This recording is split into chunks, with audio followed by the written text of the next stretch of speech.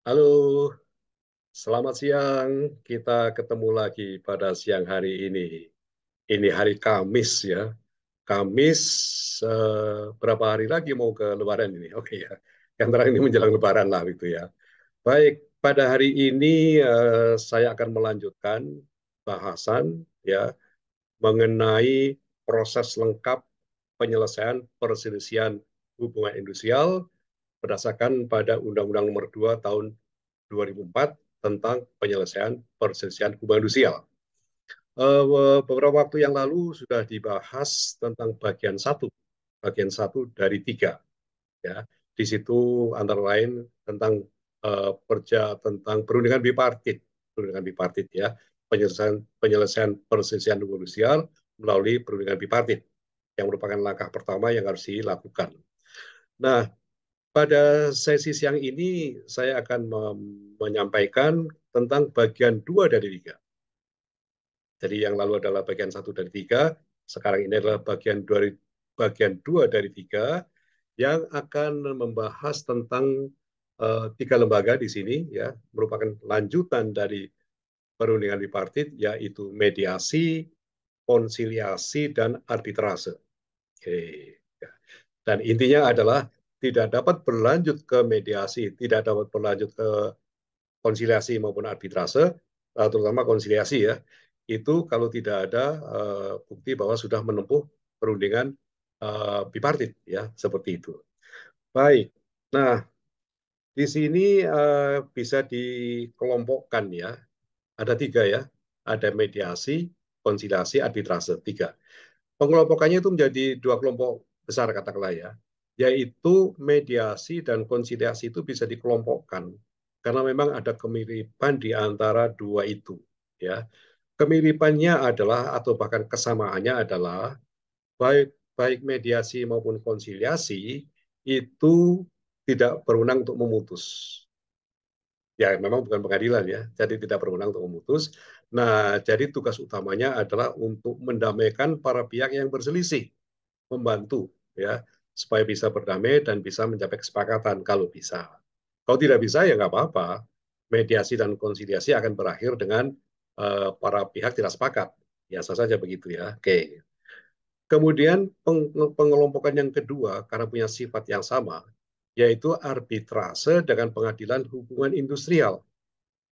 Kenapa arbitrase itu dikelompokkan menjadi satu kelompok dengan pengadilan hubungan industrial, yaitu dalam konteks bahwa baik mediasi, baik arbitrase maupun pengadilan industrial itu punya kewenangan yang sama. Kewenangan yang sama yaitu memeriksa, mengadili, dan memutus perkara. Jadi baik arbitrase maupun pengadilan hubungan sosial itu punya kewenangan 3 tadi, atau tugasnya adalah 3, yaitu memeriksa, mengadili, dan memutus perkara. Oke. Jadi memang lalu ada putusan arbitrase, selain ada putusan juga pengadilan hubungan sosial dalam hal ini. Ya. Dalam bisnis juga begitu. Jadi pengadilan negeri itu ada juga arbitrase, tapi arbitrasenya lain. Kalau arbitrase di sini ini bisa disebut sebagai arbitrase hubungan industrial. Arbitrase macam-macam. Ada arbitrase perbankan, ada arbitrase bidang konstruksi, gitu kan. Macam-macam tergantung ya. Oke. Nah, baik. Nah, kemudian demikianlah ya sebagai intro ya untuk apa yang akan dibahas dalam bagian 2, yaitu akan membahas 3 lembaga dalam hal ini, yaitu mediasi, konsiliasi, dan arbitrase. Baik. Nah, di sini inilah ya penampilan daripada mediasi, konsiliasi, dan arbitrase. Di sini kita bisa melihat kewenangannya, ya kan?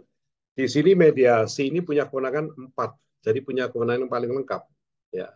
Karena ya wajar saja sih, ya. Pada mediasi itu kan mediatornya itu adalah orang-orang dari Disnaker yang punya sertifikat atau berkemampuan untuk menjadi mediator dalam hal ini, sehingga ya wajar saja kalau mereka itu diberi kewenangan empat-empatnya ini. Jadi mediasi itu berwenang menangani perkara atau perselisihan mengenai perselisihan hak, perselisihan kepentingan, perselisihan PHK, dan perselisihan serikat pekerja dalam satu perusahaan. Empat lengkap ya. Oke, itu mediasi. Kemudian kalau konsiliasi, konsiliasi itu tidak empat, tapi hanya tiga. Jadi minus perselisihan hak.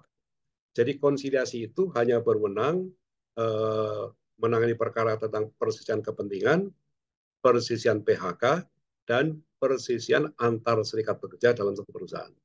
Oke.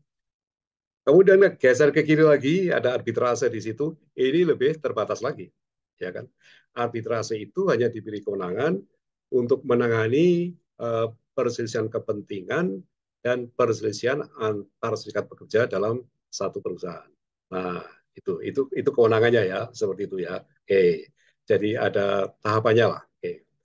Nah, dalam hal ini intinya adalah bahwa ketika perundingan bipartit itu sudah selesai dan menghasilkan fakta bahwa para pihak tidak bisa mencapai sepakat dan para pihak tentunya akan melanjutkan untuk menyelesaikan perselisihannya, ya eh, itu mereka di sini hanya bisa memilih antara konsiliasi atau arbitrase.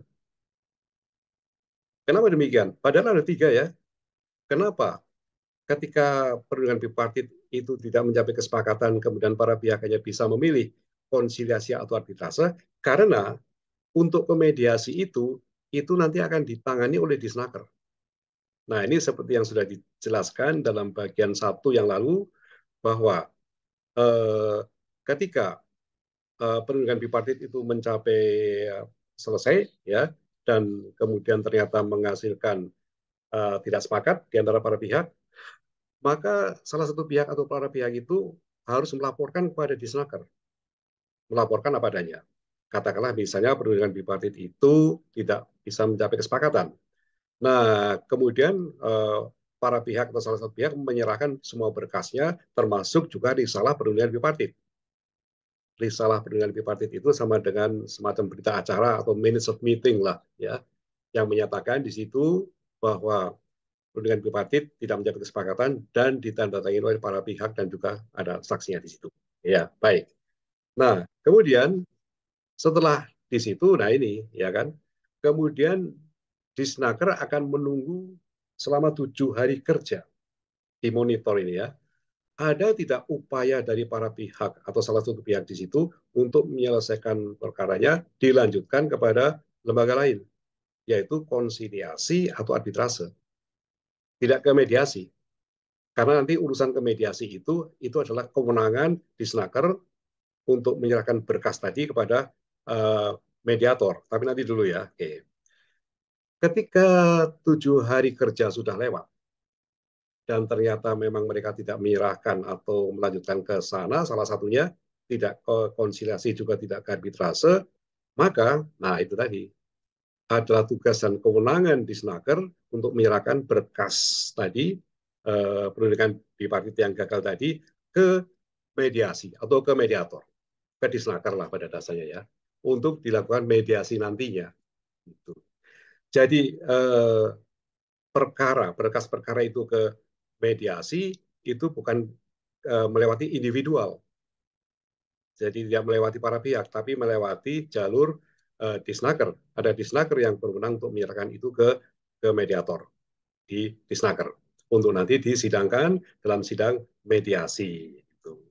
Nah, seperti itu ya. Oke, baik.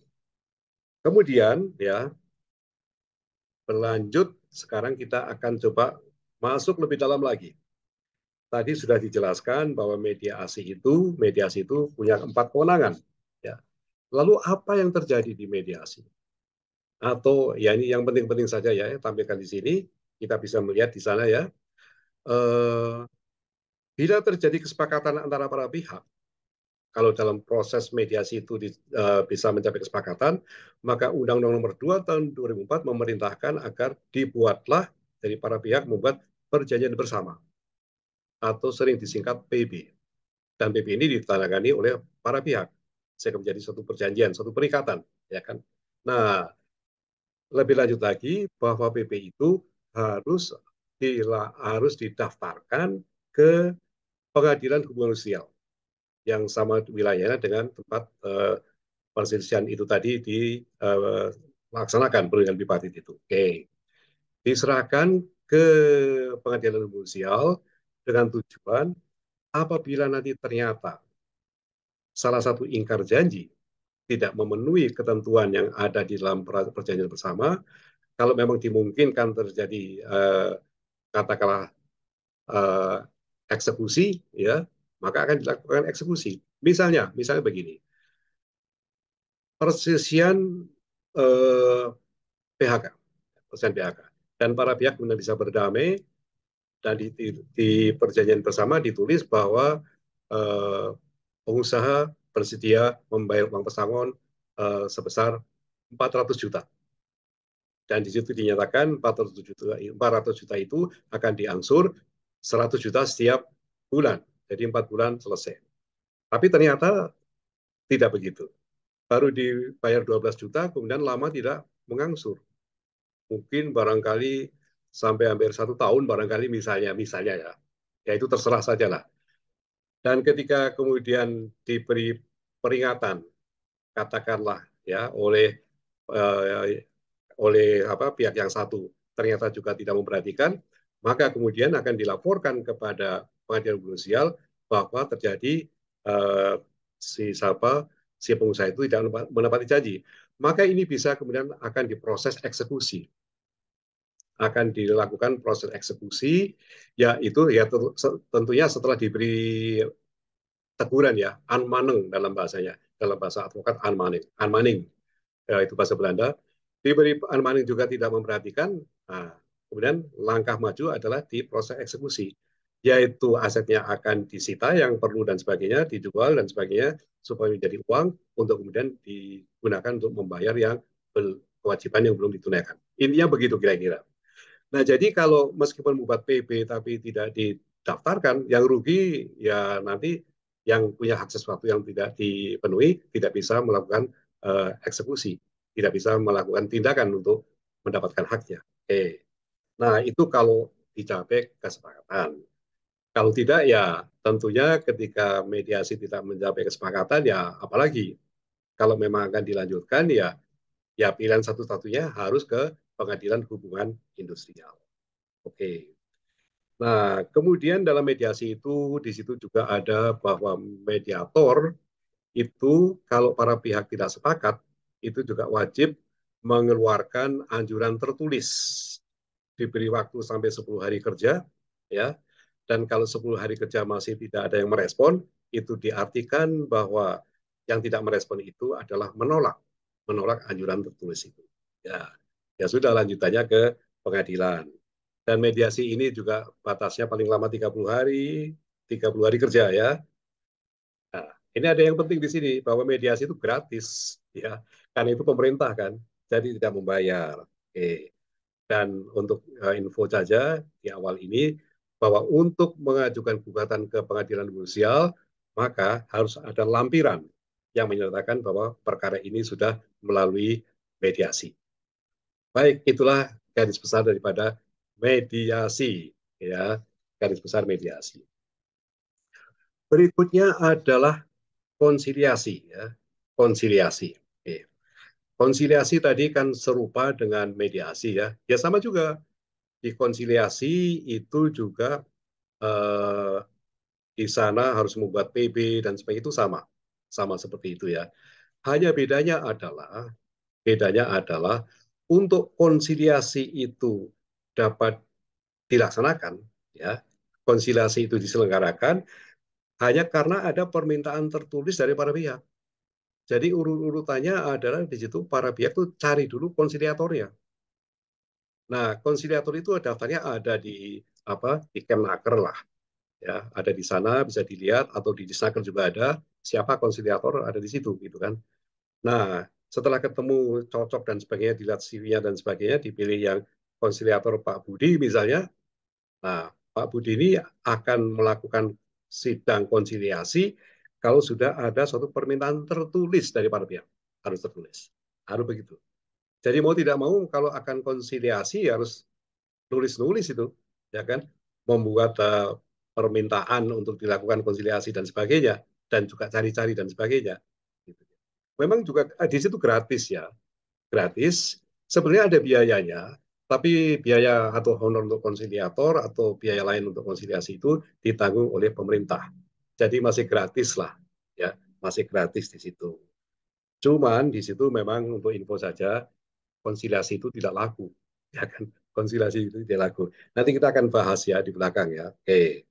Nah, bisa disampaikan di sini bahwa hingga sekarang ini sejak dari tahun 2004 ya, sejak berlakunya undang-undang ini sampai sekarang ya nggak sampai 10 atau paling juga 10 lah, nggak laku ya. Oke.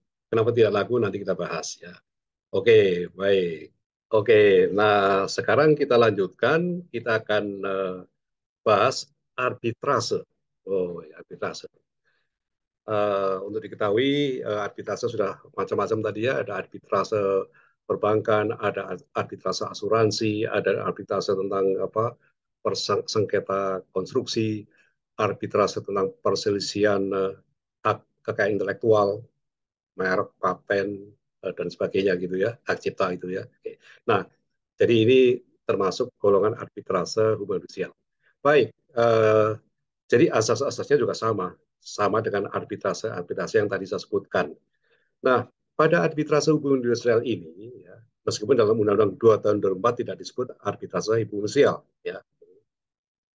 Di sini untuk arbitrase, sidang arbitrase dilaksanakan, itu para pihak yang berselisih itu harus dulu bersepakat secara tertulis bahwa mereka itu setuju bahwa penyelesaian penyelesaian mereka itu diselesaikan melalui arbitrase.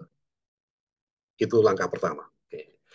Setelah ada bukti tertulis tadi ya, perjanjian tertulis bahwa mereka setuju, sepakat bahwa sengketa mereka itu diselesaikan melalui arbitrase, kemudian mereka mencari arbiternya, ya, mencari arbiternya. Arbiter bidang hubungan sosial ini adalah daftarnya di Kemnaker di sana, ya. Jadi mirip seperti konsiliator tadi, ya. Cari konsiliator ya tanya-tanya jadwal apa daftarnya ada di mana dan sebagainya. Demikian juga perlu arbitrase, arbitrase hubungan sosial, daftar itu ada di Kemnaker. Bisa dilihat di sana CV-nya, pengalaman dan sebagainya. Nah, kalau kemudian sudah terpilih satu dan para pihak sepakat dengan satu arbiter itu, karena ini bisa tunggal, bisa majelis ya. Jadi seperti di pengadilan. Bisa tunggal berarti arbiternya satu, atau kalau majelis ya tiga lah. Bisa begitu. Oke. Maka ada satu lagi perjanjian yang dibuat oleh para pihak ini, dua-duanya menyatu dengan arbiter yang terpilih tadi. Jadi ada dua dokumen tertulis di situ. Gimana? Ribet? Ya, ya, ya, ya, ya. Terserah ini ya. Tapi saya yang menyampaikan gitu kan. Beda nanti kalau beda dengan ketika dengan mediasi. Duduk manis saja sudah dipanggil itu nanti ya kalau di mediasi kan gitu kan. Nah, oke. Jadi itu sudah ada dokumen yang memang ditulis ya. Oke, saya ulangi lagi. Eh, satu suatu apa, kesepakatan tertulis antara para pihak untuk perkaranya diselesaikan melalui arbitrase, dan yang kedua adalah eh, eh, kesepakatan atau penunjukan para pihak itu memilih arbiter yang dipilih. Tadi ada dua dokumen tertulis ya. Oke. Nah, arbitrase ada biayanya, gitu jelas. Ini swasta kok ya. Nah, biaya ini siapa yang bayar? Yang bayar ya para pihak, dan juga ongkos-ongkos yang lain, misalnya mengundang saksi dan sebagainya, ada ongkosnya kira-kira begitu ya. Itu semuanya ditanggung oleh para pihak. Tidak ada campur tangan dari pemerintah sama sekali. Begitu diatur dalam Undang-Undang Nomor 2 Tahun 2004. Nah, sesuai tadi dikatakan bahwa arbitrase itu berwenang memutus. Arbiternya berwenang memutus. Seperti halnya hakim di pengadilan hubungan sosial. Nah, kehebatan atau apa ya kewenangan daripada arbiter itu bahwa putusan arbitrase itu adalah final dan mengikat, final and binding, mengikat. Jadi tidak bisa dimintakan banding, tidak ada banding di dalam urusan arbitrase. Putusan habis di situ. Yang ada adalah hanya bahwa putusan arbitrase itu bisa dimintakan pembatalan, dibatalkan. Dan pembatalan di sini diajukan ke Mahkamah Agung. Pembatalan ini ada syaratnya, syaratnya 5. Salah satu terpenuhi oke, ya, yaitu syaratnya antara lain adalah bahwa eh, diketahui ada suatu tipe muslihat dalam proses arbitrase. Kemudian ada surat diketahui adalah palsu. Ada satu lagi, ternyata ada dokumen yang disembunyikan, yang kalau muncul ketika arbitrase putusannya bisa lain. Seperti itu ya. Oke, itu sudah 3. Dan yang keempat adalah apabila putusan arbitrase itu melampaui kewenangan, ya, lebih dari apa yang dituntut oleh satu pihak yang menuntut, katakanlah begitu ya. Oke. Jadi tidak dituntut dengan bunga, tapi dengan bunga. Ya, hanya menuntut minta uang pesangon. Ini pesangon ditambah dengan bunga nih. Jadi kreatif nih arbiternya. Itu bisa dibatalkan. Dan yang terakhir adalah bahwa putusan arbitrase bertentangan dengan ketentuan peraturan perundang-undangan. Jadi salah satu syarat terpenuhi itu dapat dibatalkan oleh Mahkamah Agung arbitrase. Nah, di sini sama juga arbitrase dibatasi paling paling lama 30 hari kerja dan bukan nasib lah ya, tapi ya nasib ya. Jadi apa ya, keadaan arbitrase itu sama persis dengan konsiliasi, tidak mendapatkan katakanlah uh, para pihak yang berselisih ke situ hanya sedikit sekali. Jadi bisa dikatakan dari sejak tahun 2004 sampai sekarang ini ya sekitar 10-an lah. Jadi konsiliasi dan arbitrase itu polanya sama seperti itu. Boleh dikatakan boleh dalam bahasa sehari-hari tidak laku lah, istilahnya begitu. Beda dengan mediasi.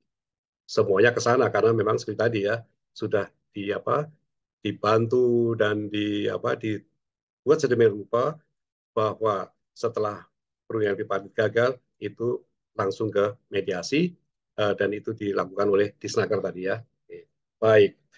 Nah, sekarang kalau kita lihat dari faktanya ya, dari fakta tentang konsiliasi dan arbitrase tadi sudah disebutkan bahwa sepi pengunjung lah, katakanlah begitu. Ya, apa boleh buat? Ya memang dibuat seperti itu oleh pembuat undang-undang kok. Mestinya pembuat undang-undang juga bisa mengantisipasi ya, kan gitu kan? Nah, iya. Tapi apa boleh buat? Sekarang ya udah dibiarkan saja. Yang penting sudah prosesnya sudah lancar, kemudian dari Disnaker kemudian dilanjutkan ke mediasi dan itu bagus, rapi sekali ya. Bahwa konsiliasi dan arbitrasi ini kan swasta ya. Oke, oke. Baik. Jadi itu yang terjadi seperti itu ya. Baik konsiliasi maupun arbitrase itu sepi pengunjung. Pengunjung untuk menyelesaikan perselisihan, bukan pengunjung untuk nonton begitu ya. Oke, baik. Nah, beda dengan mediasi ya. Padat, banyak sekali menerima perkara. Ya, karena ini semacam suatu uh, lanjutan yang memang harus ke situ, gitu kan. Jadi ya, penyelesaian perselisihan hubungan sosial melalui mediasi, para pihak tidak harus mendaftarkan sendiri ke mediasi, tidak boleh, ya, karena itu harus dilakukan oleh Disnaker seperti tadi disampaikan gitu ya. Disnaker menyerahkan ke mediator berkas perselisihan hubungan sosial. Oke. Dan yang jelas tadi gratis karena tidak ada pembayaran apapun, bebas pembayaran oleh para pihak karena mereka adalah uh, ASN, aparatur pemerintah, gitu kan. Oke. Nah, dan juga ya pasti mediator itu berwenang menangani 4 macam perkara itu tadi ya. Oke. Yaitu perselisihan hak, perselisihan kepentingan, perselisihan PHK, dan perselisihan antar serikat pekerja dalam satu perusahaan. Nah, jadi dengan kata lain, setelah perundingan bipartit diselesaikan dan ternyata tidak mencapai kesepakatan, dan ketika proses itu selanjutnya dilanjutkan oleh Disnaker, menyerahkan berkas ke mediator, begitu ya. Nah, ya sudah, para pihak yang bersisi tinggal menunggu, duduk manis saja menunggu panggilan sidang, gitu kan. Oke. Dan tentu mediasi juga batasnya sama, yaitu paling lama bisa diselesaikan dalam 30 hari kerja. Baiklah, demikian ya proses pada bagian 2 dari 3, di mana tadi saya membahas tentang 3 lembaga tadi, yaitu mediasi, konsiliasi, dan arbitrase. Oke, tinggal satu bagian lagi ya. Dan ini seru ini karena bicara pengadilan dan Mahkamah Agung nanti ya. Oke. Baik, sampai di sini. Ketemu lagi di sesi berikutnya dalam sesi-sesi yang tidak kalah serunya dengan hari ini. Oke, uh, salam sehat selalu dan sukses selalu. Oke.